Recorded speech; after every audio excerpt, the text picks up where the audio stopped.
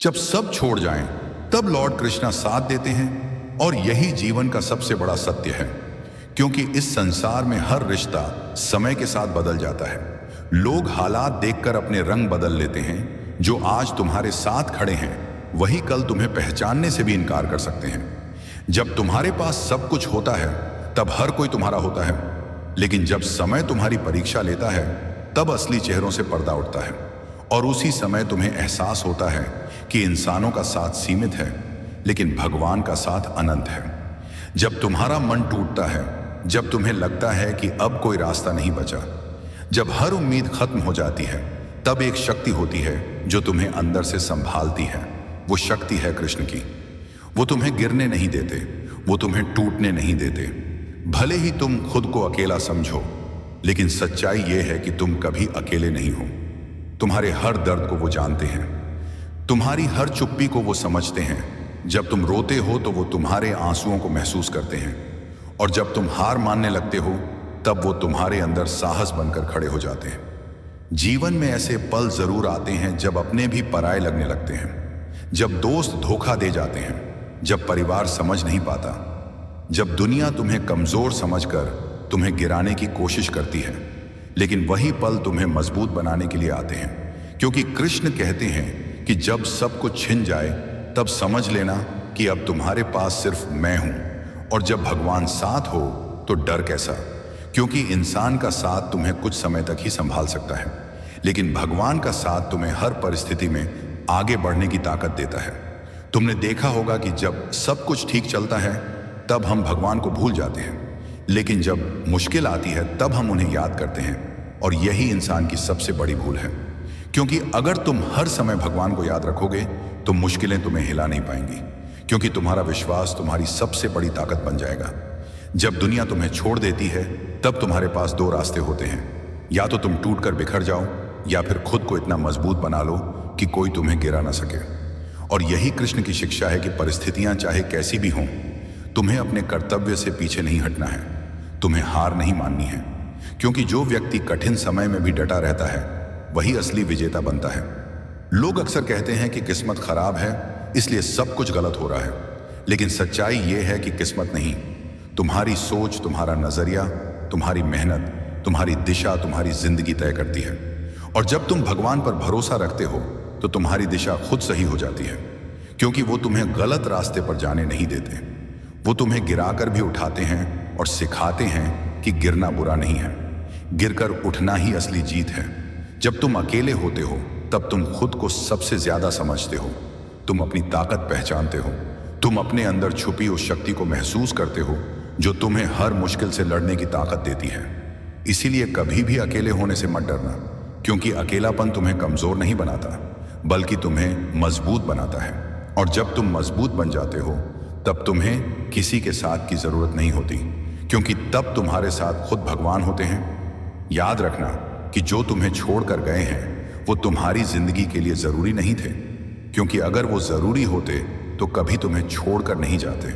इसलिए उनके जाने का दुख मत करो, बल्कि भगवान का शुक्रिया अदा करो कि उन्होंने तुम्हें गलत लोगों से दूर किया, क्योंकि कई बार जो हमें खोना लगता है वही हमारे लिए सबसे बड़ा वरदान होता है, क्योंकि उससे हमें सही रास्ता मिलता है और सही लोगों की पहचान होती है।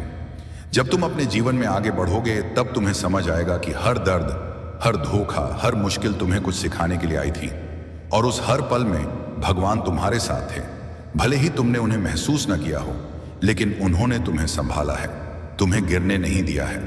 और यही वजह है कि आज भी तुम खड़े हो। इसलिए कभी भी खुद को अकेला मत समझना, क्योंकि जब सब तुम्हें छोड़ देते हैं तब भगवान तुम्हें अपनाते हैं। वो तुम्हें बताते हैं कि असली ताकत बाहर नहीं बल्कि अंदर होती है।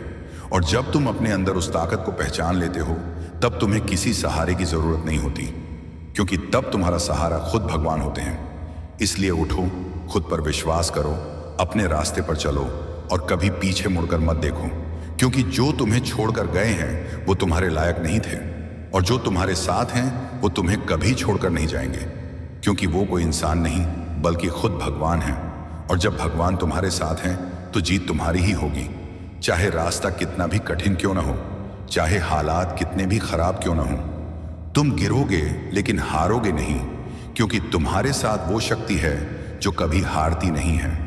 इसलिए डर को अपने अंदर जगह मत दो, दुख को अपने ऊपर हावी मत होने दो, क्योंकि ये सब अस्थाई हैं, लेकिन भगवान का साथ स्थायी है, और जो स्थायी है वही सच्चा है।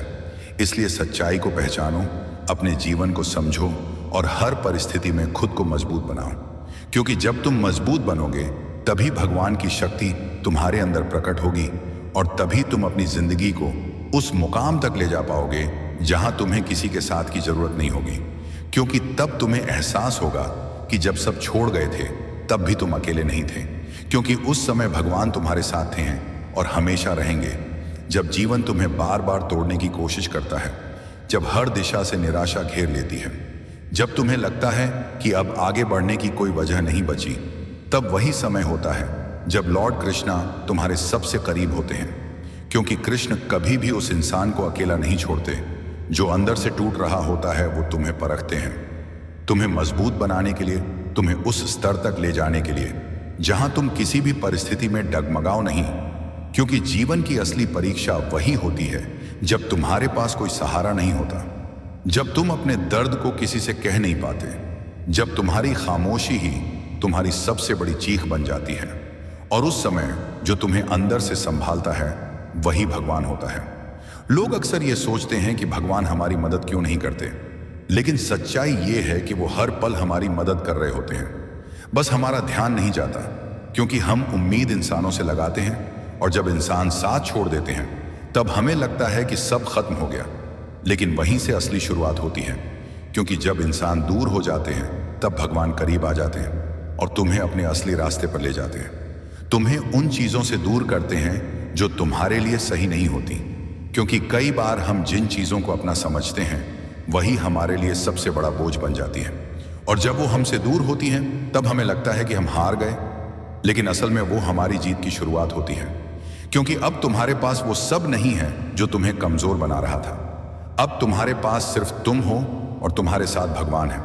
और जब ये दोनों मिल जाते हैं तो कोई भी तुम्हें रोक नहीं सकता, क्योंकि तुम्हारी ताकत अब बाहर नहीं बल्कि अंदर से आती है, और अंदर की ताकत को कोई छीन नहीं सकता। यही वजह है कि जो लोग अपने जीवन में सबसे ज़्यादा अकेलेपन से गुजरते हैं वही सबसे ज़्यादा मजबूत बनते हैं, क्योंकि उन्होंने भगवान को महसूस किया होता है। उन्होंने उस शक्ति को जाना होता है जो बिना दिखे भी हर समय उनके साथ रहती है। जब तुम्हें लगता है कि सब कुछ खत्म हो गया है, तब एक बार शांत होकर अपने अंदर देखो। तुम्हें वहां एक आवाज सुनाई देगी जो कहेगी कि अभी सब खत्म नहीं हुआ है, अभी तुम्हारे अंदर बहुत कुछ बाकी है। और वही आवाज कृष्ण की होती है जो तुम्हें आगे बढ़ने के लिए प्रेरित करती है, तुम्हें गिरने के बाद उठने की ताकत देती है। क्योंकि कृष्ण कहते हैं कि जो व्यक्ति खुद पर विश्वास नहीं करता उसे कोई भी नहीं बचा सकता, लेकिन जो व्यक्ति खुद पर विश्वास करता है उसे कोई भी हरा नहीं सकता। इसीलिए जब दुनिया तुम्हें कमजोर समझे तब खुद को साबित करने की जरूरत नहीं है, बस अपने रास्ते पर चलते रहो, क्योंकि समय खुद सबको जवाब देगा। और जो लोग आज तुम्हें छोड़कर गए हैं वही कल तुम्हारी सफलता देखकर पछताएंगे, लेकिन तब तक तुम इतने आगे बढ़ चुके होगे कि तुम्हें उनके होने या ना होने से कोई फर्क नहीं पड़ेगा। क्योंकि तब तुम्हारा भरोसा इंसानों पर नहीं बल्कि भगवान पर होगा, और यही सबसे बड़ी जीत होती है। क्योंकि इंसानों का साथ कभी भी बदल सकता है, लेकिन भगवान का साथ कभी नहीं बदलता। वो हर परिस्थिति में तुम्हारे साथ रहते हैं, चाहे तुम उन्हें याद करो या नहीं। वो तुम्हें संभालते हैं, तुम्हें गिरने नहीं देते, और जब तुम पूरी तरह टूट जाते हो तब वो तुम्हें फिर से जोड़ते हैं। इसीलिए अपने जीवन के हर कठिन समय को एक अवसर की तरह देखो, क्योंकि वही समय तुम्हें सबसे ज्यादा सिखाता है। वही समय तुम्हें तुम्हारी असली पहचान से मिलवाता है, और वही समय तुम्हें भगवान के सबसे करीब ले जाता है। जब तुम हर उम्मीद छोड़ देते हो तब भगवान तुम्हें नई उम्मीद देते हैं। जब तुम हर रास्ता बंद देखते हो तब वो तुम्हारे लिए नया रास्ता खोलते हैं। बस जरूरत है तो सिर्फ विश्वास की, क्योंकि बिना विश्वास के तुम कुछ भी हासिल नहीं कर सकते। और अगर तुम्हारे पास विश्वास है तो तुम्हें किसी और चीज की जरूरत नहीं है। इसलिए खुद पर भरोसा रखो, भगवान पर विश्वास रखो, और कभी भी हार मत मानो, क्योंकि जो लोग आखिरी तक डटे रहते हैं वही इतिहास बनाते हैं, और जो बीच में हार मान लेते हैं वो सिर्फ कहानी बनकर रह जाते हैं। इसलिए तय करो कि तुम्हें इतिहास बनना है या सिर्फ एक अधूरी कहानी, क्योंकि कृष्ण हमेशा उन्हीं का साथ देते हैं जो खुद का साथ नहीं छोड़ते, जो हर परिस्थिति में खड़े रहते हैं, जो गिरकर भी उठते हैं और जो अपने लक्ष्य को पाने के लिए हर दर्द, हर मुश्किल को सहने के लिए तैयार रहते हैं। इसलिए आज से ये फैसला कर लो कि चाहे कुछ भी हो जाए, तुम खुद को कभी नहीं छोड़ोगे, तुम अपने सपनों को कभी नहीं छोड़ोगे और तुम अपने भगवान पर विश्वास कभी नहीं छोड़ोगे। क्योंकि जब ये 3 चीजें तुम्हारे पास होंगी, तब कोई भी ताकत तुम्हें सफल होने से नहीं रोक सकती। और तब तुम्हें एहसास होगा कि जब सबने तुम्हें छोड़ा था, तब भगवान ने तुम्हें अपनाया था और वही अपनापन तुम्हारी सबसे बड़ी ताकत बन गया था, जो तुम्हें हर मुश्किल से निकालकर उस मुकाम तक ले गया जहां पहुंचकर तुम गर्व से कह सको कि हाँ, मैंने सब कुछ अकेले सहा, लेकिन मैं कभी अकेला नहीं था, क्योंकि मेरे साथ हमेशा भगवान थे और वही मेरा सबसे बड़ा सहारा थे और रहेंगे। जब तुम अपने जीवन के सबसे कठिन दौर से गुजर रहे होते हो, जब हर तरफ अंधेरा ही अंधेरा नजर आता है, जब तुम्हें लगता है कि अब कोई रास्ता नहीं बचा, तब समझ लेना कि यही वो समय है जब लॉर्ड कृष्णा तुम्हें एक नई दिशा देने की तैयारी कर रहे होते हैं। क्योंकि कृष्ण कभी भी किसी को बिना कारण दर्द नहीं देते। हर दर्द के पीछे एक गहरा अर्थ होता है, हर संघर्ष के पीछे एक बड़ी सीख छुपी होती है और जो इस बात को समझ जाता है वो कभी टूटता नहीं, बल्कि हर परिस्थिति में और मजबूत बनता जाता है, क्योंकि उसे पता होता है कि यह समय भी बीत जाएगा और इसके बाद एक नई शुरुआत उसका इंतजार कर रही है। जब लोग तुम्हें छोड़कर जाते हैं तो वो सिर्फ तुम्हें अकेला नहीं छोड़ते, बल्कि तुम्हें खुद से मिलवाने का रास्ता भी खोल देते हैं। क्योंकि जब तुम्हारे पास कोई नहीं होता, तब तुम अपने अंदर झांकते हो, तुम अपनी असली ताकत को पहचानते हो, तुम ये समझते हो कि तुम जितना सोचते थे उससे कहीं ज्यादा मजबूत हो। और यही वो पल होता है जब भगवान तुम्हारे अंदर अपनी शक्ति का एहसास कराते हैं। वो तुम्हें बताते हैं कि तुम कमजोर नहीं हो, तुम टूटे नहीं हो, तुम सिर्फ एक ऐसे दौर से गुजर रहे हो जो तुम्हें बेहतर बनाने के लिए आया है। इसलिए इस दौर से डरने की जरूरत नहीं है, बल्कि इसे अपनाने की जरूरत है, क्योंकि यही दौर तुम्हें वो इंसान बनाएगा जो तुम बनना चाहते हो। लोग कहते हैं कि अगर कोई साथ ना दे तो इंसान खत्म हो जाता है, लेकिन सच्चाई इसके बिल्कुल उलट है। क्योंकि जब कोई साथ नहीं देता, तब इंसान खुद का साथ देना सीखता है और जब इंसान खुद का साथ देना सीख जाता है, तब उसे किसी और की जरूरत नहीं रहती, क्योंकि तब उसका आत्मविश्वास ही उसका सबसे बड़ा सहारा बन जाता है। और जब इस आत्मविश्वास के साथ भगवान का आशीर्वाद जुड़ जाता है, तब कोई भी ताकत उसे हरा नहीं सकती। इसलिए कभी भी इस बात का दुख मत करो कि तुम्हारे साथ कोई नहीं है, बल्कि इस बात की खुशी मनाओ कि भगवान ने तुम्हें इतना मजबूत समझा कि तुम्हें अकेले चलने का मौका दिया। क्योंकि हर किसी को ये मौका नहीं मिलता, ये मौका सिर्फ उन्हीं को मिलता है जिनमें कुछ खास होता है, जिनमें वो क्षमता होती है कि वो अपने दम पर कुछ बड़ा कर सकें। और जब तुम इस मौके को समझकर आगे बढ़ते हो, तब तुम अपनी जिंदगी में वो हासिल करते हो जो दूसरों के लिए सिर्फ एक सपना होता है। इसलिए आज से अपनी सोच बदलो, अपने नजरिए को बदलो और हर मुश्किल को एक अवसर की तरह देखो। क्योंकि जो लोग मुश्किलों में अवसर ढूंढ लेते हैं, वही जीवन में आगे बढ़ते हैं, और जो लोग मुश्किलों से डर जाते हैं, वो हमेशा वहीं के वहीं रह जाते हैं। याद रखना कि जब तुम गिरते हो तो भगवान तुम्हें उठाने के लिए ही गिराते हैं, ताकि तुम पहले से ज्यादा मजबूत बन सको, ताकि तुम अपनी गलतियों से सीख सको और ताकि तुम अपने लक्ष्य के और करीब पहुंच सको। इसलिए गिरने से मत डरो, असफल होने से मत डरो, क्योंकि असफलता ही सफलता की पहली सीढ़ी होती है और जो इस सीढ़ी पर चढ़ने की हिम्मत करता है, वही ऊपर तक पहुंचता है। इसलिए हर बार जब तुम गिरो तो खुद से ये मत कहो कि मैं हार गया, बल्कि खुद से ये कहो कि मैं सीख रहा हूं, मैं आगे बढ़ रहा हूं और मैं एक दिन जरूर सफल होऊंगा। क्योंकि कृष्ण कहते हैं कि जो व्यक्ति अपने प्रयासों को नहीं छोड़ता, उसे सफलता जरूर मिलती है, चाहे देर से ही क्यों ना मिले। इसीलिए अपने प्रयासों को जारी रखो, अपने विश्वास को बनाए रखो और कभी भी अपने लक्ष्य से नजर मत हटाओ। क्योंकि जब तुम्हारा लक्ष्य स्पष्ट होता है और तुम्हारा विश्वास मजबूत होता है, तब कोई भी बाधा तुम्हें रोक नहीं सकती। और यही वो रहस्य है जो तुम्हें जीवन में आगे ले जाएगा। जब सब तुम्हें छोड़ देंगे, तब भी तुम्हारे पास एक शक्ति होगी जो तुम्हें कभी नहीं छोड़ेगी। और वो शक्ति है भगवान की, जो हर पल तुम्हारे साथ है, तुम्हारे हर कदम पर तुम्हारे साथ चल रही है, तुम्हें सही दिशा दिखा रही है। बस जरूरत है तो उसे महसूस करने की, उसे समझने की और उस पर विश्वास करने की। क्योंकि जब तुम भगवान पर सच्चे दिल से विश्वास करते हो, तब तुम्हारे जीवन में चमत्कार होने लगते हैं, ऐसे रास्ते खुलने लगते हैं जिनके बारे में तुमने कभी सोचा भी नहीं होता, और ऐसे लोग तुम्हारी जिंदगी में आने लगते हैं जो तुम्हें आगे बढ़ाने में मदद करते हैं। इसलिए कभी भी ये मत सोचो कि तुम अकेले हो, क्योंकि जब भगवान तुम्हारे साथ हैं तो तुम कभी अकेले हो ही नहीं सकते। और जब ये बात तुम अपने दिल से मान लोगे, तब तुम्हारे अंदर एक नई ऊर्जा पैदा होगी, एक नया आत्मविश्वास जागेगा और तुम हर मुश्किल का सामना मुस्कुराकर कर पाओगे, क्योंकि तब तुम्हें पता होगा कि जो भी हो रहा है वो तुम्हारे भले के लिए हो रहा है, और जो होगा वो भी तुम्हारे भले के लिए ही होगा। इसलिए हर परिस्थिति को स्वीकार करो, हर पल को जियो और हर दिन खुद को बेहतर बनाने की कोशिश करो, क्योंकि यही जीवन का असली उद्देश्य है। खुद को पहचानना, खुद को निखारना और अपनी पूरी क्षमता को हासिल करना। और जब तुम ये कर लोगे, तब तुम्हें एहसास होगा कि तुम्हें किसी के साथ की जरूरत नहीं है, क्योंकि तुम्हारे साथ वो है जो पूरी सृष्टि का मालिक है। और जब सृष्टि का मालिक तुम्हारे साथ है तो फिर तुम्हें किसी और की क्या जरूरत है। इसलिए आगे बढ़ो, बिना रुके, बिना डरे और बिना किसी पर निर्भर हुए, क्योंकि तुम्हारा असली सहारा भगवान है, और वही तुम्हें उस मंजिल तक पहुंचाएंगे जहां पहुंचकर तुम खुद से कह सको कि हाँ, मैंने अकेले चलना सीखा, मैंने खुद को संभालना सीखा, और सबसे बड़ी बात, मैंने भगवान पर भरोसा करना सीखा।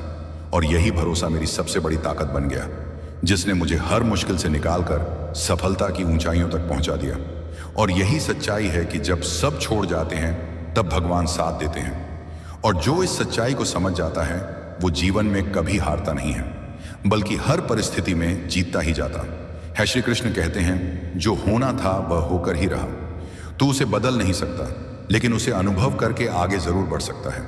यही भाग्य की वास्तविकता है कि वह टल नहीं सकता, लेकिन समझा जा सकता है। और एक बार जब समझ आ जाता है, तब दुख भी ज्ञान में परिवर्तित हो जाता है। भाग्य को दोष देना आसान होता है, लेकिन आत्मा को मजबूत करना कठिन। जब तुम किसी और की तरक्की देखकर अपने भाग्य को कोसते हो, तब तुम खुद के अस्तित्व का अपमान करते हो। श्री कृष्ण कहते हैं, तू वह नहीं है जो तुझे मिला है, तू वह है जो तूने सहा है, और जो सह गया वह जी गया। इसीलिए जो लोग अपने भाग्य को स्वीकार करके आगे बढ़ते हैं, वह अंततः अपने भीतर वह प्रकाश पैदा कर लेते हैं जो किसी भी अंधेरे को पराजित कर सकता है। भाग्य कोई जेल नहीं, ये एक मार्गदर्शक है। वह तुम्हें बार बार वहीं ले जाता है जहां तुमने कुछ अधूरा छोड़ा है, चाहे वह प्रेम हो, कर्म हो, क्षमा हो या स्वयं का आत्मज्ञान। जब तुम बार बार एक ही परिस्थिति में उलझते हो, तो समझो कि तुम्हारा भाग्य तुम्हें संकेत दे रहा है कि अभी कुछ अधूरा है, अभी कुछ अध्ययन बाकी है। और जब तुम उस अधूरे को स्वीकार करके समझदारी से उसे पूरा कर लेते हो, तभी भाग्य तुम्हें अगली सीढ़ी पर भेजता है। कृष्ण कभी यह नहीं कहते कि भाग्य को बदलो, वे कहते हैं कि उसे पूर्ण रूप से जियो, समझो और उससे सीखो। जब तुम यह सीख लेते हो कि जीवन की हर घटना तुम्हारे कल्याण के लिए है, तब दुख भी शिक्षण लगता है और असफलता भी अनुभव। तब हर चोट, हर ठोकर तुम्हें भीतर से निर्माण कर रही होती है। यही वह अवस्था है जहां तुम ना तो भविष्य से डरते हो और ना ही भूतकाल को कोसते हो। तुम केवल वर्तमान में जीते हो, और वहीं श्री कृष्ण तुम्हारे साथ कदम से कदम मिलाकर चलते हैं, क्योंकि उन्होंने स्वयं भाग्य का सबसे कठिन रूप स्वीकार किया था। मथुरा का त्याग, राधा से बिछड़ना, अपने बच्चों की मृत्यु, फिर भी वे मुस्कुराते रहे, क्योंकि वे जानते थे कि जो भाग्य है वही धर्म है, और जो धर्म है वही श्री कृष्ण है। कभी कभी जीवन हमें वहां ले आता है जहां चारों ओर अंधेरा होता है, जहां उम्मीद का कोई कोना नहीं बचता। हम बैठ जाते हैं टूटे हुए, ये सोचकर कि शायद अब और कुछ नहीं बचा, लेकिन वहीं पर भाग्य अपना सबसे गहरा पाठ सिखाता है। श्री कृष्ण कहते हैं, जब सब खत्म लगता है तब ईश्वर कुछ नया शुरू करता है। भाग्य कभी तुम्हें खत्म नहीं करता, वह बस तुम्हारे अहंकार, तुम्हारे अधूरे विश्वास, तुम्हारी अधपकी आकांक्षाओं को मिटाता है, ताकि तुम फिर से स्वयं को खोज सको। कभी तुम सोचते हो कि मैंने क्या बुरा किया था जो ऐसा समय आया, लेकिन कृष्ण मुस्कुराते हुए कहते हैं, यह दंड नहीं है, यह दिशा है। तू गिरा है ताकि संभल सके, तू टूटा है ताकि पूर्ण बन सके। भाग्य तुम्हारे विरोध में नहीं है, वह तो तुम्हारे लिए ही लिखा गया है, बस तुमने अभी तक उसे पढ़ने की दृष्टि नहीं पाई है। भाग्य कोई बंद किताब नहीं, वह रोज खुलती है, हर घटना में, हर परिस्थिति में। जब अर्जुन ने युद्ध से पीछे हटना चाहा, तब कृष्ण ने उसे उसके भाग्य की याद दिलाई। उन्होंने कहा, तू योद्धा है और योद्धा का कर्म रणभूमि है, ना कि पलायन। तेरे भाग्य में लिखा है कि तू धर्म की रक्षा करेगा तो तू कैसे भाग सकता है। और यही सच हमारे जीवन में भी लागू होता है। हम जब अपने हिस्से के संघर्ष से डरते हैं तब हम भाग्य से नहीं स्वयं से भाग रहे होते हैं। भाग्य कभी गलत नहीं लिखता, लेकिन हम अक्सर उसे गलत समझ लेते हैं। हम सोचते हैं कि यदि कोई रिश्ता टूट गया तो वह दुर्भाग्य था, यदि कोई सपना अधूरा रह गया तो किस्मत ने धोखा दिया। पर कृष्ण की दृष्टि से देखें तो वह रिश्ता तुम्हें मजबूती सिखाने आया था, वह सपना तुम्हें प्रयास का अर्थ सिखाने आया था। श्री कृष्ण कहते हैं, भाग्य तुम्हारे कर्मों का प्रतिबिंब है, यह तुमसे नहीं छीनता, बस तुम्हें तुम्हारे सत्य से मिलाता है। जो लोग कहते हैं कि भाग्य को मेहनत से बदल सकते हैं, वे आधा सच बोलते हैं। मेहनत जरूरी है, लेकिन भाग्य वही पन्ना है जिस पर तुम्हारी मेहनत की स्याही असर करती है। अगर भाग्य में कुछ लिखा ही नहीं होता तो तुम्हारी मेहनत कहां उतरती। श्री कृष्ण कभी यह नहीं कहते कि भाग्य को मिटा दो, वे कहते हैं उसे आत्मा से पढ़ो। समझो कि क्यों तुम इस समय पर हो, क्यों यह परिस्थिति आई है, क्यों यह लोग तुम्हारी जिंदगी में हैं। और जब तुम यह समझ जाते हो तब भाग्य बोझ नहीं एक प्रकाश बन जाता है। एक बीज को धरती में दबाया जाता है, अंधेरे में मिट्टी के नीचे, लेकिन वह वहीं से अंकुरित होता है। उसी प्रकार तुम्हारा भाग्य भी जब तुम्हें सबसे ज्यादा अंधकार में डालता है, तभी वह तुम्हारे भीतर से जीवन की नई किरण को जन्म देता है। श्री कृष्ण कहते हैं, तू अपने भाग्य से भाग मत, उसे स्वीकार कर, क्योंकि भाग्य तेरा भाग्य है, लेकिन तू उसका मालिक है, दास नहीं। कभी कभी तुम्हारा मन कहता है कि शायद किसी और का जीवन ज्यादा आसान है, शायद उनका भाग्य ज्यादा अच्छा है, लेकिन कृष्ण कहते हैं, हर आत्मा अपना भाग्य लेकर जन्मी है। तुलना करके तू अपना मूल्य घटाता है। जो तुझे मिला है वह किसी और को नहीं मिल सकता, और जो किसी और को मिला है वह तेरे लिए नहीं है। यही कारण है कि श्री कृष्ण बार बार स्वधर्म की बात करते हैं कि जो तेरा है बस वही कर, वही जी, और उसी में पूर्णता पा। भाग्य का सबसे बड़ा रहस्य यह है कि वह तुझे जानता है, तेरे हर डर को, तेरे हर विश्वास को, तेरी हर उम्मीद को, और जब तू उसके साथ समर्पण से चलता है तब वह भी तेरे लिए रास्ता बनाता है। तू जब धैर्य से भाग्य को अपनाता है तब जीवन चमत्कार करने लगता है। तू सोचता है कि सब खत्म हो गया और अचानक कुछ ऐसा होता है जो तुझे फिर से खड़ा कर देता है। यही है भाग्य की लीला और यही है श्री कृष्ण की कृपा। याद रखो, श्री कृष्ण ने महाभारत में भी यह नहीं कहा कि युद्ध नहीं होगा। उन्होंने कहा युद्ध होगा, लेकिन तू अकेला नहीं होगा, मैं तेरे साथ हूं। और यही जीवन की सबसे बड़ी बात है कि चाहे भाग्य कुछ भी लिखे, यदि तू कृष्ण के चरणों में है तो तू टूट कर भी नहीं मिटेगा, थक कर भी नहीं रुकेगा और गिर कर भी उठेगा। जब जीवन हमें ऐसे मोड़ पर लाकर खड़ा कर देता है जहां आगे रास्ता दिखाई नहीं देता, तब मन बेचैन हो जाता है। हम प्रश्नों में घिर जाते हैं, क्यों मेरे साथ ही ऐसा हुआ, जरेनिया क्यों मैं ही इस दुख के घेरे में फंसा हूं। लेकिन श्री कृष्ण कहते हैं, जो हो रहा है वह तुझे तोड़ने के लिए नहीं, तराशने के लिए है। भाग्य कोई सजा नहीं देता, वह जीवन का दृश्य है जहां प्रत्येक पात्र अपनी भूमिका निभा रहा है। भाग्य कभी तुम्हें रोकता नहीं, वह तो तुम्हें रास्ता दिखाने के लिए ही लिखा गया है। श्री कृष्ण ने स्वयं कहा था, प्रत्येक आत्मा अपने कर्मों का फल स्वयं अनुभव करेगी, लेकिन यह फल ही भाग्य है। जो तुमने बीज के रूप में बोया था वह समय आने पर फल बनकर सामने आता है। यह मत सोचो कि ईश्वर ने कुछ अन्याय किया है, नहीं, वह न्याय का प्रतीक है। वह तुम्हारी आत्मा की गहराई को जानता है और उसे वही देता है जो उसकी अग्नि में तपाकर सोना बना दे। कई बार लोग भाग्य को दोष देते हैं जैसे वह कोई सज्जा देने वाली शक्ति हो, लेकिन श्री कृष्ण की दृष्टि में भाग्य कोई कठोर आदेश नहीं, वह एक मधुर मार्गदर्शन है। जब तुम किसी दरवाजे के बंद होने पर टूटते हो तो कृष्ण कहते हैं, यह दरवाजा तेरे लिए नहीं था, लेकिन तू अगर धैर्य रखे तो मैं तुझे वह द्वार दिखाऊंगा जहां तेरी आत्मा खिल सके। अर्जुन को भी युद्ध के पहले यही भ्रम हुआ था। उसने सोचा था कि यदि वह अपनों से युद्ध करेगा तो यह उसका दुर्भाग्य होगा, लेकिन श्री कृष्ण ने स्पष्ट कहा, तू युद्ध नहीं कर रहा, तू धर्म की स्थापना कर रहा है, और यही तो है सच्चे भाग्य का स्वरूप। जब आत्मा अपने धर्म को पहचान ले, जब वह समझ जाए कि कठिनाई भी कृपा का ही रूप है। भाग्य को मिटाने की इच्छा मत रखो, उसे समझने का प्रयास करो। जब एक बर्फ की चट्टान पिघलती है तो वह जल बनकर जीवन देती है। ऐसे ही भाग्य की कठोरता भी अंततः तुम्हें कोमल बना देती है। जब तू दुख में होता है तब भाग्य तुझे अपने भीतर झांकने का मौका देता है, और जब तू भीतर उतर जाता है तब तू कृष्ण को पाता है। श्री कृष्ण कहते हैं, तू जिस भाग्य से भाग रहा है वही तुझे खुद से मिलाने आया है। क्योंकि आत्मा का उद्देश्य सिर्फ सांस लेना नहीं बल्कि अनुभव करना है। और अनुभव तभी होता है जब भाग्य तुम्हें अलग अलग राहों से ले जाता है, कभी कांटों से, कभी फूलों से, कभी आंसुओं से, कभी मुस्कान से। कभी जीवन में कोई बहुत अपना चला जाता है और हम सोचते हैं कि भाग्य ने हमसे छीना। लेकिन कृष्ण कहते हैं, कुछ रिश्ते पूरे जीवन के लिए नहीं आते, वे बस तुम्हें कुछ सिखाने आते हैं। जब पाठ पूरा हो जाता है तो वे विदा लेते हैं, लेकिन वे तुम्हारे भीतर कुछ अमूल्य छोड़ जाते हैं, अनुभव, समझ और आत्मा की परिपक्वता। कभी कोई सपना अधूरा रह जाता है और तुम सोचते हो कि काश किस्मत थोड़ी बेहतर होती, लेकिन उस अधूरे सपने के पीछे भी भाग्य की योजना छुपी होती है। शायद वह सपना पूरा होकर तुझे गलत राह पर ले जाता, शायद उसमें तेरा अहंकार बढ़ता, शायद तू खुद से दूर हो जाता। श्री कृष्ण की दृष्टि कहती है, हर अधूरी चीज भी पूरी होती है, बस समय के साथ रूप बदलकर। भाग्य तुम्हारे जीवन की रूपरेखा है, लेकिन उसे कैसे जीना है यह तेरा चुनाव है।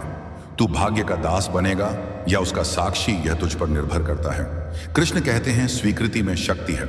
जब तू स्वीकार करता है कि यह मेरे भाग्य का हिस्सा है, तब तू उससे ऊपर उठने लगता है। तू फिर हालात से नहीं लड़ता, तू उनके साथ नृत्य करता है। कभी यह मत समझना कि तुझसे जो छिन गया वही तेरा था। श्री कृष्ण की लीला ऐसी है कि वह कभी भी तुझसे कुछ बिना कारण नहीं छीनते। वे तुझसे केवल वही लेते हैं जो तुझसे छूटना ही चाहिए, ताकि तू अपने भीतर के अनंत को देख सके। जो खो गया वह तेरा भ्रम था, जो रह गया वही तेरा सत्य है। जब तू कहता है कि भाग्य ने तुझसे अन्याय किया है, तब तू ईश्वर की योजना पर प्रश्न चिन्ह लगाता है। परंतु जब तू कहता है कि यह सब कुछ किसी बड़े उद्देश्य का हिस्सा है, तब तू ईश्वर की लीला को स्वीकार करता है। और जो ईश्वर की लीला को समझ लेता है वह कभी जीवन से निराश नहीं होता। कभी कभी तू जिस रास्ते को सबसे कठिन समझता है, वहीं तेरी आत्मा का उत्थान छिपा होता है। भाग्य तुझे गिराने नहीं आता, वह तुझे झुकाकर नया आकार देने आता है। जैसे कुम्हार मिट्टी को घुमाता है, थपथपाता है, दबाता है, लेकिन अंत में एक सुंदर घड़ा बनाता है, वैसा ही भाग्य करता है। इसीलिए जो दबाव तू महसूस कर रहा है वह निर्माण की प्रक्रिया है, विनाश की नहीं। कृष्ण ने गीता में स्पष्ट कहा, कर्म करो, फल की चिंता मत करो। इसका अर्थ यह भी है कि भाग्य को परिणाम मानकर बैठना आत्मा की पराजय है। कर्म ही भाग्य को पुनः रचता है। तू अगर कहे कि भाग्य में ही नहीं था और हाथ पर हाथ रख ले, तो तू अपने भविष्य का निर्माण स्वयं रोक रहा है। याद रख, भाग्य केवल लिखावट है और तू वह आत्मा है जो उसे पढ़कर अर्थ देती है। किसी पवित्र शास्त्र को भी जब तक सही भाव से ना पढ़ा जाए उसका प्रभाव नहीं पड़ता। ऐसे ही भाग्य की पंक्तियां भी तभी प्रकाश देती हैं जब तू उन्हें समझकर जीता है, ना कि डर कर भागता है। श्री कृष्ण जब रथ के मध्य अर्जुन से कहते हैं, तू केवल साधन है, कार्य तो पहले ही निर्धारित है, तो उनका आशय यही होता है कि तू उस यात्रा का हिस्सा है जो पहले से तय है, लेकिन तेरा दृष्टिकोण, तेरा समर्पण, तेरा साहस वही तेरी पहचान बनाते हैं। भाग्य तुझसे यह नहीं पूछता कि तू कितना रोया, वह पूछता है कि तू रोने के बाद भी कितना खड़ा हुआ। जीवन में कई बार तू देखेगा कि दूसरों को तेरे प्रयासों से पहले ही फल मिल गया और तुझे केवल प्रतीक्षा मिली। उस वक्त मन कहेगा कि शायद भाग्य मेरा नहीं है, लेकिन श्री कृष्ण मुस्कुराकर कहते हैं, मैं देरी करता हूं, अन्याय नहीं। जिस दिन तेरा समय आएगा, तू जो मांगेगा उससे बढ़कर दूंगा। लेकिन तब जब तू देने के लायक हो जाएगा, तू आज जिस दर्द को बदकिस्मती समझ रहा है, वही कल तेरा आत्मिक बल बन जाएगा। जैसे घाव भरने के बाद वहां चमड़ी मोटी हो जाती है, वैसे ही भाग्य के आघात आत्मा को मजबूत करते हैं। श्री कृष्ण कहते हैं, भाग्य कोई सजा नहीं है, वह तुम्हारी यात्रा का हिस्सा है। उसकी कठोरता से डर मत, उसमें छुपा ममत्व देख। कभी कभी ऐसा भी होता है कि हम सब कुछ सही करते हैं, फिर भी परिणाम विपरीत आते हैं। उस समय हमें लगता है कि हमारे साथ छल हुआ है, लेकिन कृष्ण की दृष्टि कहती है, जो तू देख रहा है वह केवल एक अध्याय है, पूरी पुस्तक अभी बाकी है। और जब पूरी कहानी सामने आएगी, तू स्वयं समझ जाएगा कि क्यों हर दृश्य जरूरी था। जो आज खोया है वही कल तुम्हारी आत्मा की गहराई बनकर उभरेगा। श्री कृष्ण कभी भी कुछ बिना कारण नहीं घटित होने देते। वे लीला में हैं और उनकी लीला में प्रत्येक क्षण एक संकेत होता है, जो केवल वही समझ सकता है जो कृष्ण पर पूर्ण विश्वास रखता है।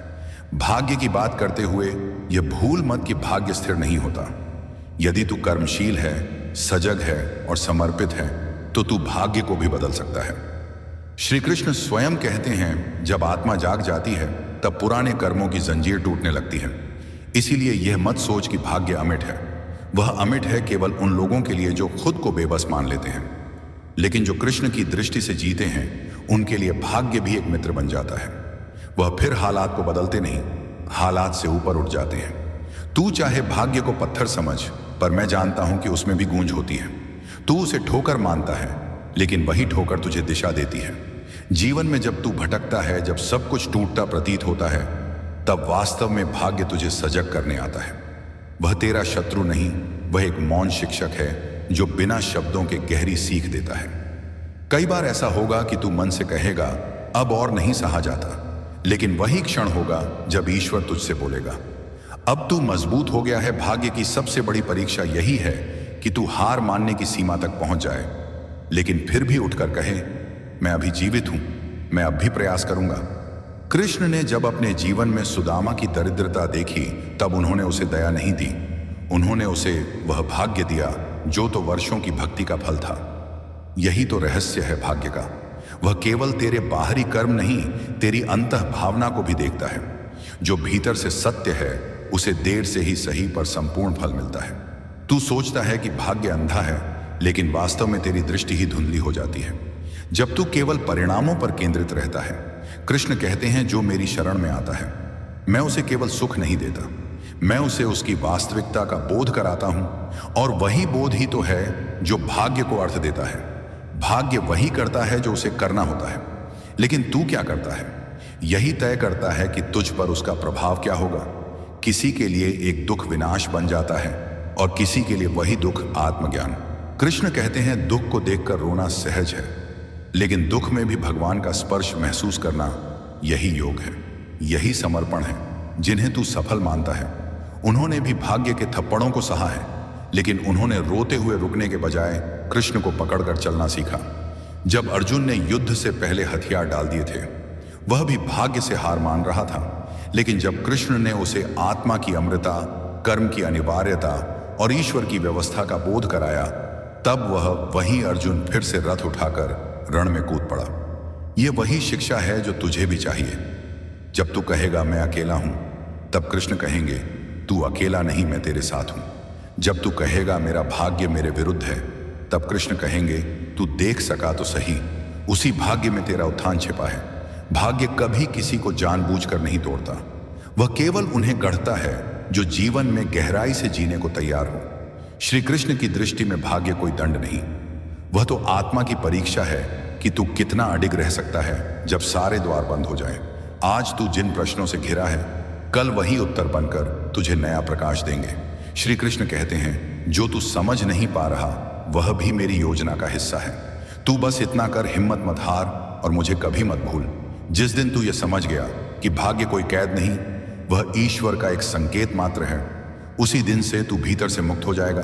फिर तू संघर्ष को पवित्रता समझेगा और हार में भी मुस्कुराना सीखेगा, और वही मुस्कुराहट, वही शांति, वही श्रद्धा तुझे उस भाग्य तक पहुंचा देगी जो तेरे लिए पहले से लिखा जा चुका है।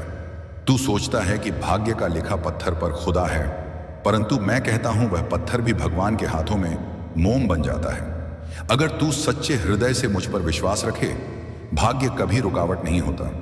वह जीवन के उस अध्याय का नाम है जहां तुझे खुद से मुलाकात होती है जो तू आज भुगत रहा है। वह तेरी ही किसी बीती यात्रा का परिणाम है, लेकिन वह वर्तमान में तुझे तोड़ने नहीं, तुझे जोड़ने के लिए आया है। जब तू यह मान लेता है कि अब कुछ नहीं हो सकता, वहीं से श्री कृष्ण की कृपा काम करना शुरू करती है।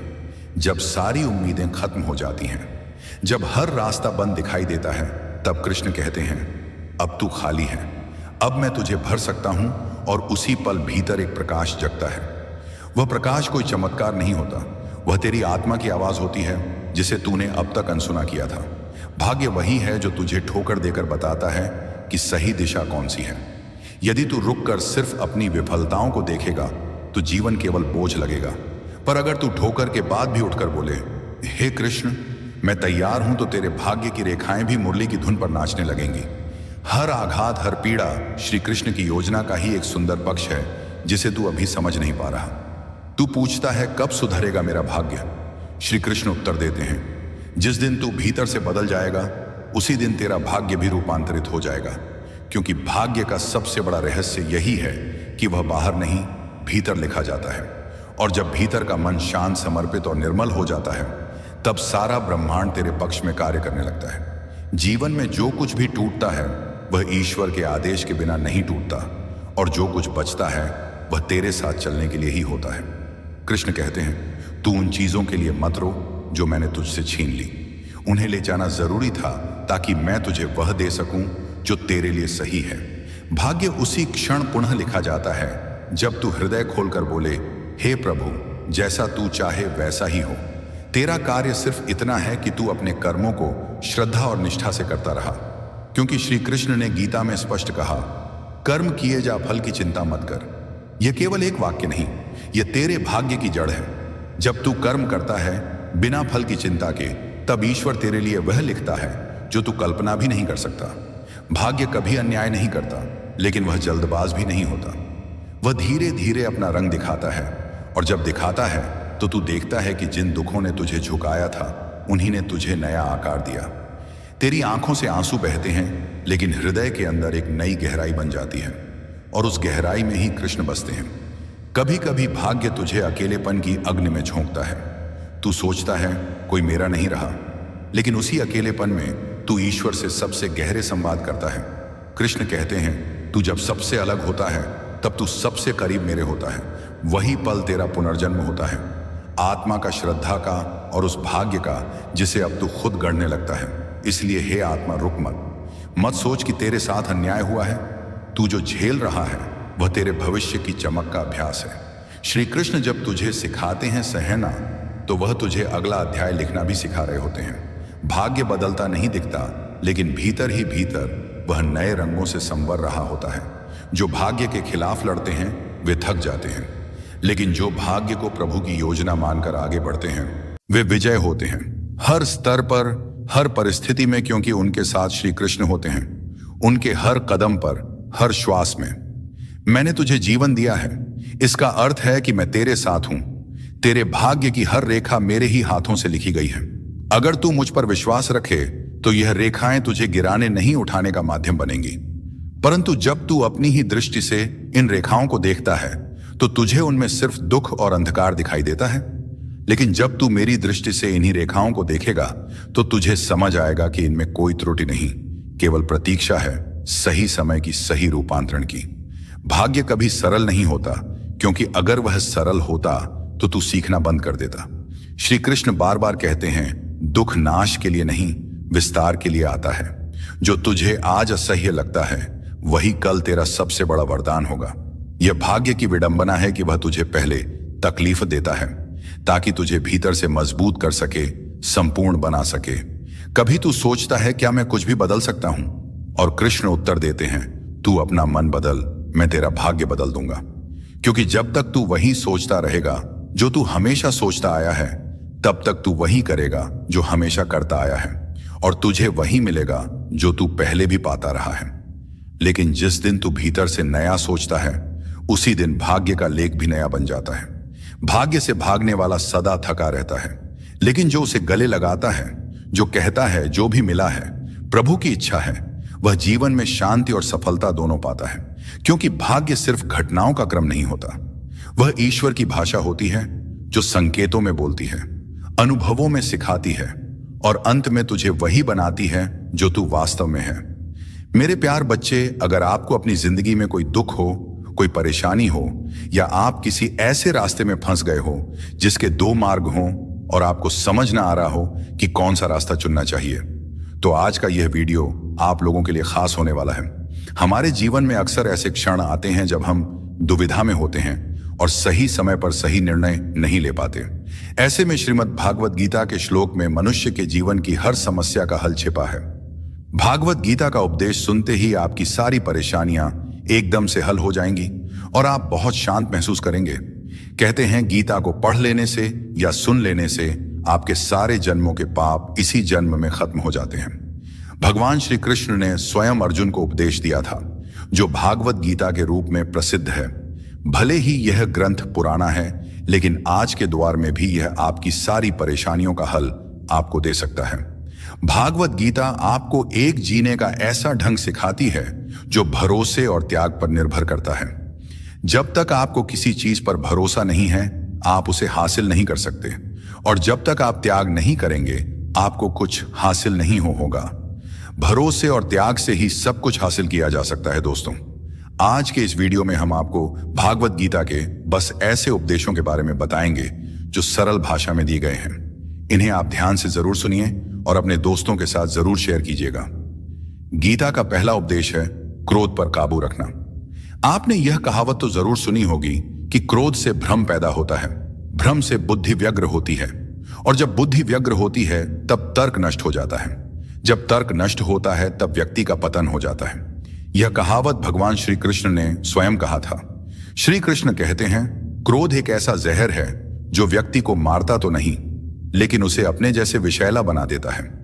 अब आप सोचेंगे, भला क्रोध किसी व्यक्ति को विषैला कैसे बना सकता है? वह इसलिए क्योंकि अक्सर जब इंसान गुस्से में होता है तो अपना आप खो बैठता है। वह सामने वाले को ऐसे शब्द बोल देता है जो किसी जहर से कम नहीं लगते। आप में से भी ऐसे बहुत से लोग होंगे जिन्हें क्रोध की वजह से बहुत सी परेशानियों का सामना करना पड़ा होगा, क्योंकि क्रोध के आवेश में आकर अक्सर इंसान अपने पराये का लिहाज भूल जाता है, जिसके चलते वह अपने सबसे करीबी रिश्ते तक खो बैठता है।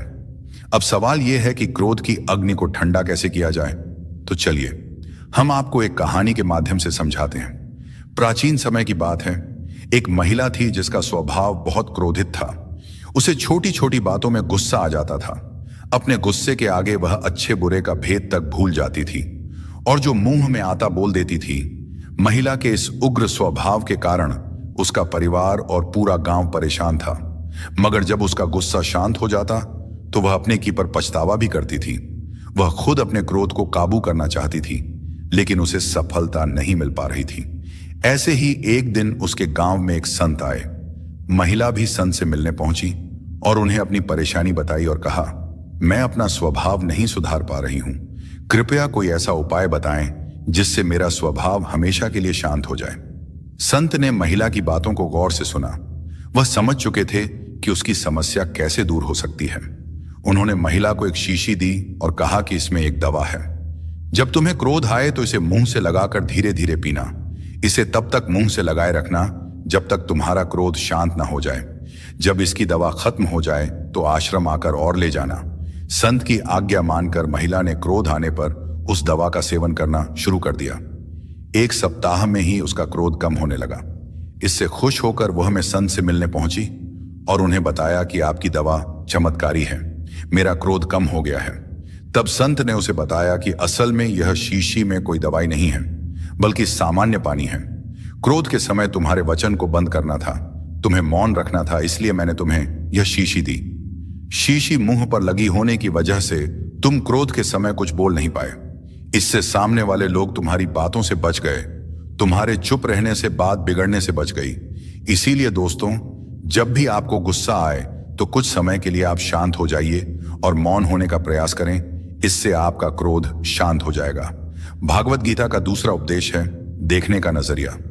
भगवान श्री कृष्ण कहते हैं, हालात को देखने का नजरिया तय करता है कि हमारा भविष्य कैसा होगा। जो लोग नकारात्मक सोचते हैं उनके जीवन में कई तरह की परेशानियां बढ़ने लगती हैं। जिस तरह हम लोगों की सोच एक जैसी नहीं हो सकती, उसी तरह चीजों को देखने और उन्हें समझने का हमारा नजरिया भी एक जैसा नहीं हो सकता। कोई इंसान ऐसा होता है जो हमेशा अच्छी चीजें सोचता है, तो कोई ऐसा होता है जिसके दिमाग में हमेशा बुरे विचार ही आते हैं। उसी तरह कोई व्यक्ति ऐसा होता है जिसमें कुछ ना कुछ अच्छाई जरूर होती है, लेकिन कोई ऐसा भी होता है जो हर चीज में कमियां ही निकालता है।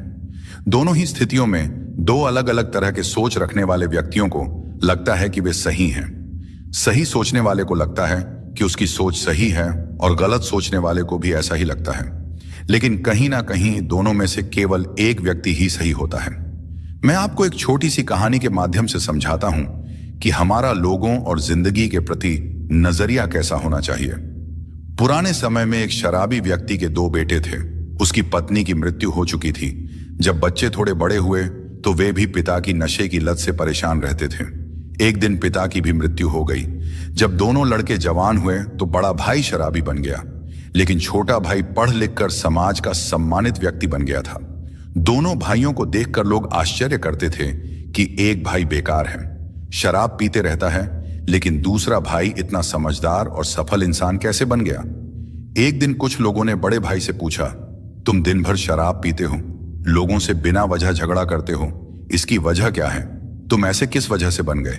शराबी व्यक्ति ने उत्तर दिया, आज मैं जो कुछ भी हूं उसके जिम्मेदार मेरे पिता हैं। वह हमेशा शराब पीते थे, घर में झगड़े करते थे।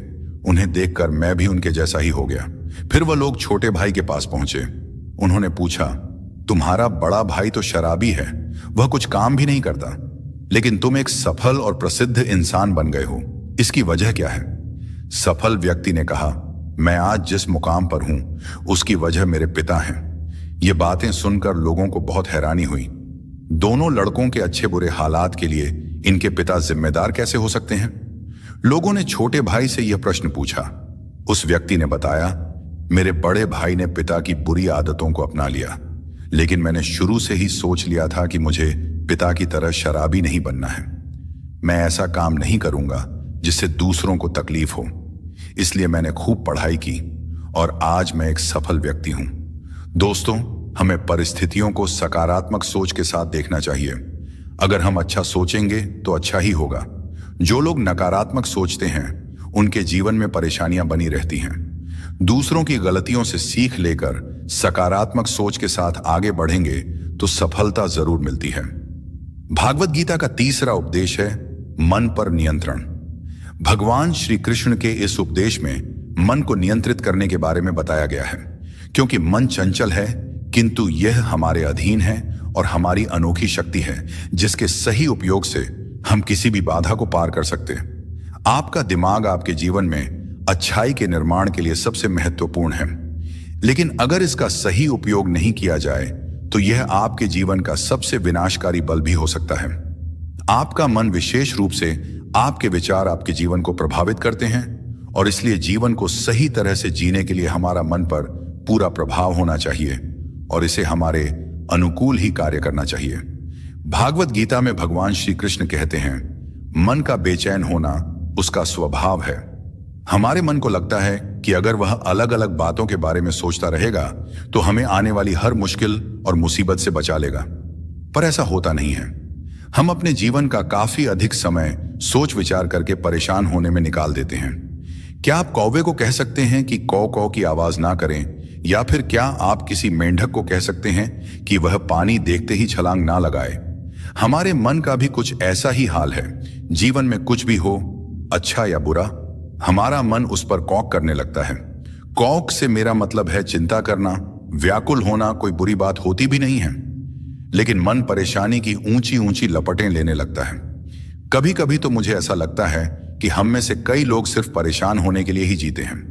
सारी परेशानी, पीड़ा और दुविधा अक्सर हमारे मन की बनाई हुई कहानियां होती हैं। इस बात को ध्यान रखें कि आपकी परेशानी सिर्फ आपके मन की एक स्थिति है। इससे छुटकारा पाने के लिए मन को शांत रखते हुए सही उपायों पर काम करना भी आपको ही करना होगा। अगर आप चाहते कि आपका मन शांत हो तो इसे मैं एक कहानी के माध्यम से समझाता हूं। एक सेठ के पास बहुत धन संपत्ति थी, किंतु फिर भी उसके मन को शांति नहीं थी। एक दिन किसी व्यक्ति ने बताया कि किसी नगर में एक साधु रहते हैं। वह लोगों को ऐसी सिद्धि देते हैं जिससे मनचाही वस्तु प्राप्त हो जाती है। सेठ वह साधु के पास जाकर बोला, महाराज, मेरे पास बहुत पैसा है, लेकिन मन की शांति नहीं है। साधु ने कहा, बेटा, जैसा मैं करूं उसे चुपचाप देखते रहना, इससे तुम्हारे मन में शांति करने की युक्ति मिल जाएगी। अगले दिन साधु ने सेठ को कड़ी धूप में बिठाए रखा और स्वयं कुटिया में चले गए। सेठ गर्मी से बेहाल हो गया, मगर चुप रहा। दूसरे दिन साधु ने उसे कुछ भी खाने पीने को नहीं दिया और स्वयं तरह तरह के पकवान खाता रहा। सेठ इस दिन भी चुप रहा। तीसरे दिन जब सेठ गुस्से में वहां से जाने लगा तो साधु बोले, क्यों, क्या हुआ? इस बात पर सेठ बोला, महाराज, मैं यहां बड़ी आशा लेकर आया था, किंतु मुझे यहां निराशा ही मिली।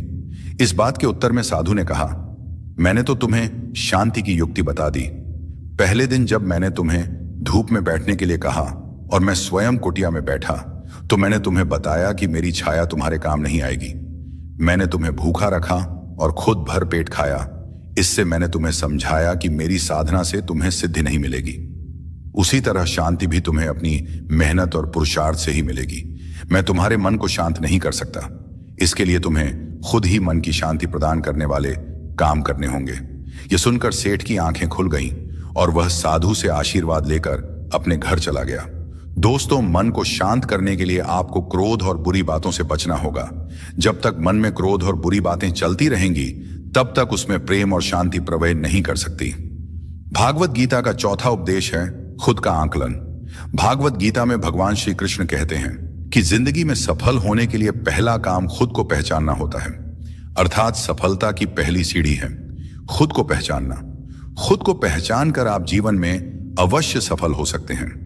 खुद को पहचानने का मतलब यदि संक्षेप में कहूं तो यह है कि आपके और आपके लक्ष्य के बीच में जो बाधाएं, परेशानियां, रुकावटें, निराशा और असफलता आती है, उन पर विजय प्राप्त करने के लिए खुद को पहचानना आवश्यक होता है। हमें खुद को पहचानने के लिए हमें सबसे पहले अपने आप से बातें करनी होंगी, अर्थात सबसे पहले हमें यह समझने की कोशिश करनी होगी कि मैं कौन हूं, मैं कैसे हूं, यह मेरा अस्तित्व क्या है, यह मेरे अंदर कौन कौन सी क्षमताएं हैं, मेरे अंदर कौन कौन सी कमियां हैं, मेरे अंदर कौन कौन सी अच्छाइयां हैं, मेरी सोच कैसी है तो मेरे विचार कैसे हैं, कि मेरे जीवन का उद्देश्य क्या है, मेरी जिंदगी का लक्ष्य क्या है, क्या जो मैं वर्तमान में कार्य कर रहा हूं उससे मेरे उद्देश्य पूरे हो सकते हैं, क्या मैं अपने लक्ष्य तक पहुंच सकता हूं। यदि मेरे इस कार्य से मेरे उद्देश्य पूरे नहीं हो रहे और मैं अपने लक्ष्य तक नहीं पहुंच पा रहा हूं, तो मुझसे ऐसी क्या गलती हुई जो मैं अपने ही उद्देश्य की पूर्ति करने और लक्ष्य तक पहुंचने में बाधक बन गया। खुद को पहचान पाने में असफल होने के कारण दुनिया में ज्यादातर इंसान खुद को जानने के बजाय लोग दूसरों को जानने के पीछे लगे रहते हैं। वे दूसरों को जानने में अपना पूरा दिमाग, समय और ताकत लगाते, फिर भी वे सामने वाले इंसान को नहीं जान पाते। यदि इंसान दूसरे को जानने के बजाय खुद को जानने में अपना पूरा दिमाग, समय और अपना पूरा ताकत लगा दे, तो वह कुछ ऐसा कर सकता है कि दुनिया उसके कदमों में होगी। उसे खुद भी पता नहीं चलेगा कि उसने ऐसा क्या कारनामा कर दिया। इसलिए उठो, जागो और अपने आप को पहचानो, अपनी ताकत को पहचानो, तभी आप इतिहास रच सकते हैं। भागवत गीता का 5वां उपदेश है खुद का निर्माण। श्री कृष्ण कहते हैं कि मानव जीवन अनमोल है, इस बात से कोई इनकार नहीं करता, परंतु यह भी विडंबना है कि इस अंश रूपी शरीर को हम उतना मान सम्मान नहीं देते जितना वास्तव में हमें करना चाहिए। यह सच है कि हम शरीर के ऊपरी सौंदर्य की बहुत करते हैं, किंतु इस शरीर के भीतर बैठे ईश्वर और उसके निवास रूपी मंदिर के प्रति कभी सचेत होना ही नहीं चाहते। इसी कारण हम भौतिक सुख दुख के चक्रव्यूह में उलझे रहते हैं और खुद के निर्माण के प्रति लापरवाह बने रहते हैं। इस लापरवाही का खामियाजा न केवल खुद हमें बल्कि परिवार, समाज, राष्ट्र और समूचे संसार को किसी न किसी रूप में भुगतना ही पड़ता है। आज की अगर सबसे बड़ी जरूरत की बात करें तो वह है खुद के निर्माण की। हमें सोचना ही होगा कि हम अपना निर्माण कैसे करें। ईश्वर ने हमें सर्वश्रेष्ठ बनाया है, सिर्फ इतना मान लेने भर से हम श्रेष्ठ नहीं बन सकते। हमें अपने मन, वचन और कर्म से भी श्रेष्ठ बनना ही होगा। जब तक हम खुद को की एक इकाई मानकर विचार नहीं करेंगे, तब तक हमारा या आपका भला नहीं हो सकता। हमें अपने शरीर रूपी मंदिर और उसके भीतर बैठे जीव तत्वों को महत्व देना होगा। उसकी स्वच्छता और उसके प्रति समर्पण भाव का अनुकरण बनाए रखना ही होगा। हम जितनी चिंता बाहरी निर्माण की करते हैं, उससे कहीं अधिक चिंता स्वयं के निर्माण की भी करनी होगी। इसके लिए हमें सिर्फ अच्छाइयों और सकारात्मक बिंदुओं पर ही ध्यान केंद्रित करना होगा। हमें अपने और दूसरों के अच्छे गुणों पर ध्यान देना होगा। हम सभी सर्वशक्तिमान परमात्मा की संतान हैं। शक्तिशाली परमात्मा के सारे गुण हमारे अंदर विद्यमान हैं। उन शक्तियों का सही प्रयोग करके हम अपना निर्माण कर सकते हैं और अपना सुंदर निर्माण के साथ ही हम अपने परिवार, समाज, राष्ट्र तथा पूरी सृष्टि का निर्माण कर सकते हैं। आइए आज हम अपने जीवन के स्वनिर्माण की पहली सुबह मानकर जुट जाएं और सबसे पहले खुद के निर्माण के लिए प्रयास करें। विश्वास कीजिए, असंभव जैसा भाव संभव की सबसे बड़ी बाधा है। इसलिए असंभव को ताले के अंदर बंद कर सिर्फ संभव के मंत्र का मंत्र उच्चारण कीजिए। याद रखें, आपकी पहचान केवल आप नहीं है, आपका व्यक्तित्व और कृतित्व ही आपको रेखांकित करेगा। इसके लिए स्वनिर्माण के अलावा कोई दूसरा रास्ता ही नहीं है। भागवत गीता का छठा उपदेश है, कर्म करो, फल की चिंता मत करो। श्री कृष्ण ने भागवत गीता में कर्म और फल के बीच एक संबंध बताते हुए कहा है कि हमें कर्म करना चाहिए, लेकिन फल की चिंता नहीं करनी चाहिए। यह इसीलिए है क्योंकि हम अपने कर्म फल के बारे में पूर्वानुमान लगा सकते हैं, लेकिन फल निश्चित नहीं होता है। इसीलिए फल की चिंता करना निरर्थक है और इससे हमें अत्यधिक चिंता और तनाव का सामना करना पड़ता है। श्री कृष्ण आगे कहते हैं कि कर्म करना हमारा कर्तव्य है, लेकिन हमें कर्म फल के बंधन से मुक्त होकर कर्म करना चाहिए। कर्म फल की चिंता से हम अपने कर्तव्य को सही ढंग से नहीं निभा पाते और फल की अपेक्षा करते हुए अपने कर्तव्य को भूल जाते हैं। श्री कृष्ण कहते हैं, जब हम अपने कर्म करते हैं तो हमें अपने कर्तव्य के प्रति उत्साह और संकल्प रखना चाहिए, जो एक सफल जीवन के लिए आवश्यक है। अब मैं आपको एक कहानी के माध्यम से इसे स्पष्ट करता हूं। एक राजा था जो अपनी प्रजा का बहुत ख्याल रखता था। वह नियमित रूप से अपनी प्रजा के बीच जाता और उनकी समस्याओं को सुनता था और उन्हें हल करने की कोशिश करता था। उसकी कर्तव्य निष्ठा के चर्चे दूर दूर तक फैले हुए थे। एक बार राजा अपने राज्य में भ्रमण के लिए निकले हुए थे, तब उनके कुर्ते का एक बटन टूट गया। यह देखकर राजा ने मंत्री को तुरंत बुलाया और उसे आदेश दिया कि गांव से एक अच्छे दर्जी को बुलाकर उसका बटन सिलवा दें। यह सुनकर मंत्री ने गांव में दर्जी की खोज शुरू कर दी और संयोगवश उसे एक दर्जी भी मिल गया। वह दर्जी अपनी छोटी सी दुकान में काम करता था। मंत्री उसे जल्दी से राजा के पास ले गया। राजा ने दर्जी से पूछा, क्या तुम मेरे कुर्ते का बटन सिल सकते? दर्जी बोला, यह तो बहुत ही आसान काम है। दर्जी ने अपने थैले से धागा निकाला और कुर्ते का बटन लगा दिया। राजा यह देखकर बहुत खुश हुआ और दर्जी से पूछा, तुम्हें कितने पैसे दूं? दर्जी ने कहा, इतने छोटे काम के लिए मैं पैसे नहीं ले सकता। राजा ने कहा, नहीं, मैं इसकी कीमत जरूर देंगे। दर्जी ने सोचा कि उसने तो केवल ही लगाया है, तो उसके 2 रुपए मांग लेता हूं। लेकिन फिर दर्जी ने सोचा कि कहीं राजा यह ना सोचे कि मैं इतने से काम के 2 रुपए तो गांव वालों से कितना पैसा लेता होगा। यह सब सोचकर दर्जी ने कहा, जो आपकी इच्छा हो वह दे दीजिए। यह सुनकर राजा ने अपनी हैसियत के अनुसार दर्जी को 2 गांव देने का फैसला किया। राजा ने कहा, कहीं समाज में उसका रुतबा छोटा ना हो जाए, इसलिए वह दर्जी को इतना बड़ा इनाम दे रहा है। दर्जी मन ही मन सोचने लगा कि कहां वह 2 रुपए मांग रहा था और अब वह 2 गांवों का मालिक बन गया। दोस्तों, हम सभी अपनी क्षमता के अनुसार सोचते हैं, लेकिन भगवान हमें अपने हिसाब से सब कुछ देते हैं। हम छोटा मांगते हैं। कई बार भगवान हमें उनके देने की क्षमता के अनुसार कुछ बड़ा दे देते हैं। इसलिए श्री कृष्ण ने भागवत गीता में कहा है कि कर्म करो, फल की इच्छा मत करो, और यही इस कहानी का सार भी है।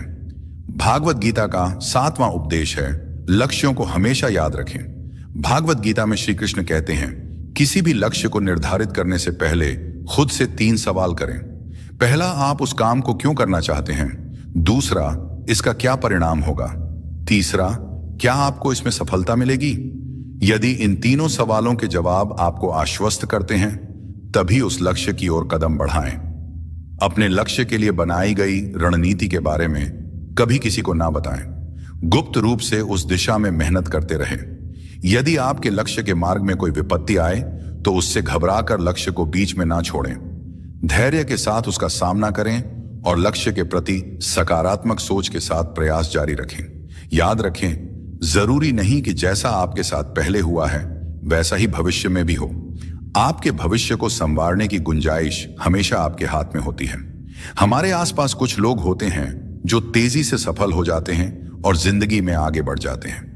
वहीं कुछ लोग लाख कोशिश के बाद भी जिंदगी में सफल नहीं हो पाते।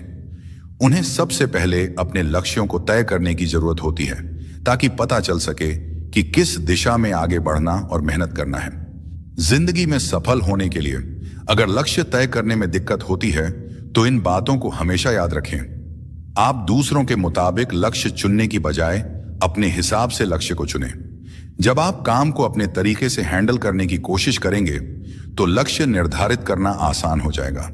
सपने देखना अच्छी बात है, लेकिन अगर सपनों को हकीकत में पूरा करना चाहते हैं तो मन से समझने की कोशिश करें कि आप क्या चाहते हैं। लक्ष्य निर्धारित करके लिए उन्हें पूरा करने के लिए। यह समझे कि उन्हें पूरा करने के लिए कितनी ऊर्जा चाहिए, उस हिसाब से लक्ष्य तय करें और आगे बढ़े। बड़ा लक्ष्य तय करने से अच्छा है कि हमेशा छोटे लक्ष्य बनाएं। मैं आपको इसे एक कहानी के माध्यम से समझाता हूं। एक गधा था। उसका लक्ष्य था कि वह अपनी जिंदगी में कुछ बड़ा करे। वह गधा कुछ ऐसा करना चाहता था जिससे मरने के बाद भी लोग उसे याद करें और उसका नाम ले। लेकिन वह एक मालिक के अधीन काम करता था।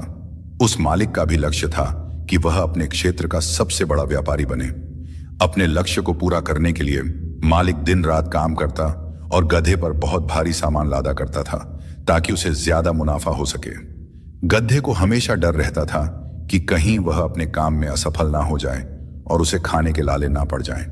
इस डर की वजह से गध अपने मालिक को छोड़ नहीं पाता था और अपनी पूरी जिंदगी अपने मालिक के लक्ष्य को पूरा करने में लगा देता है। जब गधा बूढ़ा हो जाता है तब उसका मालिक उसे जंगल में मरने के लिए छोड़ देता है। जब वह गधा मरने वाला होता है तो अपनी जिंदगी के बारे में सोचकर मन ही मन पछताता है। वह सोचता कि क्या होता अगर मैंने एक बार प्रयास किया होता, शायद मेरी जिंदगी कुछ और हो सकती थी। अगर मैंने हिम्मत दिखाई होती तो आज मैं कहीं और होता। अंत में गधा मर जाता है। आजकल की जिंदगी में भी कई लोग इस गधे की तरह ही हैं। वे अपने लक्ष्य पर काम करने के बजाय अपना पूरा समय और ऊर्जा दूसरों के लक्ष्य को पूरा करने में लगा देते हैं। वे अपनी काब के बावजूद संतुष्ट हो जाते हैं। जब तक हम खुद के बारे में नहीं सोचते और खुद के लक्ष्य पर काम करना शुरू नहीं करते, तब तक हम अपनी जिंदगी अपने हिसाब से नहीं जी पाते। इसलिए हमें जितना हो सके उतनी जल्दी अपने लक्ष्य पर काम करना चाहिए। अंत में अगर इस गधे की तरह पछताना नहीं चाहते तो अपने लक्ष्य के बारे में सोचें और उसी में आगे बढ़े। एक बार हिम्मत करके जब हम अपनी जिंदगी अपने हिसाब से जीने लगते हैं और अपने लक्ष्य को पूरा करने के बारे में सोचते हैं, तो ऐसी कोई गारंटी तो नहीं कि हम अपने लक्ष्य को 100% पूरा कर पाएंगे, लेकिन यह अफसोस नहीं रहेगा कि हमने कुछ किया ही नहीं। इसलिए अपनी काबिलियत को पहचानें और अपने लक्ष्य को पूरा करें। भागवत गीता का 8वां उपदेश है, वर्तमान में जीना सीखो। भागवत गीता में कहा है कि अतीत का भय और भविष्य की चिंता व्यक्ति को इतना परेशान कर देती है कि वह चैन से जी नहीं पाता। कभी कभी तो वह अपना मानसिक संतुलन तक खो बैठता है। हमें यह नहीं भूलना चाहिए कि अपराध और चिंता मनुष्य की प्राकृतिक भावनाएं हैं, लेकिन इनसे ग्रस्त हो जाना अथवा सोच लेना कि इनसे छुटकारा मिलना बहुत मुश्किल है, यह ठीक नहीं है। इसी सोच का परिणाम और प्रभाव व्यक्ति के मन मस्तिष्क को अस्थिर बनाए रखता है। इसके लिए मनुष्य को अपनी सोच की सीमा का विस्तार करना चाहिए। अतीत में मत डूबो। इस समय हमारे पास केवल वर्तमान क्षण है। हम अतीत को जी नहीं सकते या बदल नहीं सकते और भविष्य काल्पनिक है। वर्तमान क्षण ही हमारी जननी है। हमें अपने वर्तमान क्षण को न आकार देना चाहिए और अपना भविष्य बनाना चाहिए। हमारा समय सीमित है, इसे अतीत के बारे में सोचने या भविष्य की चिंता में बर्बाद न करें। एक योजना बनाएं, उस पर अमल करें और बेहतर कल के लिए अपने आज का पूरा उपयोग करें। आप आज जो करते हैं वही आपका कल निर्धारित करता है। वर्तमान क्षण में जीना सीखना सफलता और खुशी की कुंजी है। आज काम शुरू करने का सबसे अच्छा दिन है, क्योंकि आज हमारे पास जो कुछ भी है वह सब काल्पनिक है।